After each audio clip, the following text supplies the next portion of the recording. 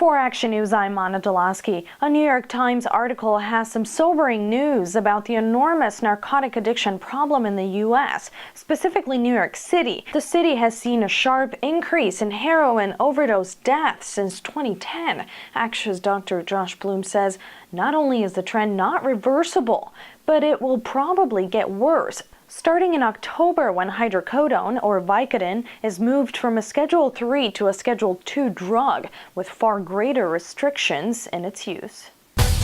There are a couple of perfect examples of the law of unintended consequences. And the first one goes back to 2010. I think you can see clearly on the graph the red arrow corresponds to the steep increase in heroin deaths.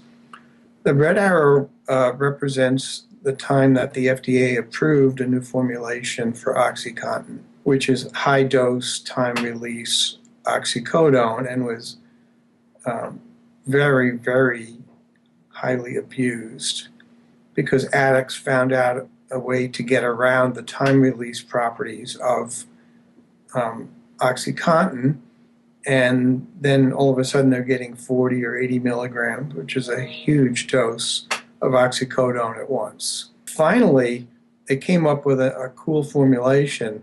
Now, when you tried to grind the pill up, which is how they got around the time release, it turned into a gum and you couldn't smoke it or do anything useful. They didn't give up and stop drugs.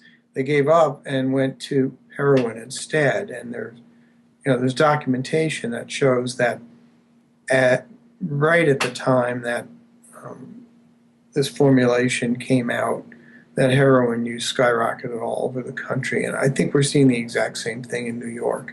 It's an awful big coincidence for it to happen at that exact time. This may have been well-intentioned, but it's a bad policy for a couple of reasons. First of all, it's clearly not going to do anything to help opiate addicts. They're just switching to a different drug.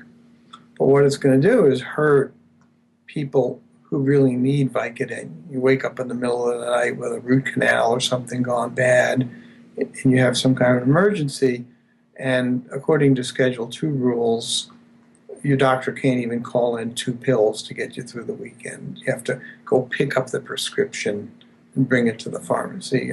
What's going to happen is you're punishing people in need to address a problem which will probably make it worse. So I don't know if you can think of a better example of a bad policy. I'd like to know it, because this one's about as bad as it gets. To read more on this issue and other stories, you can head to our website, action.org. And while you're there, don't forget to also sign up for your daily dose of news delivered right to your inbox. For Action News, I'm Anna Delaski.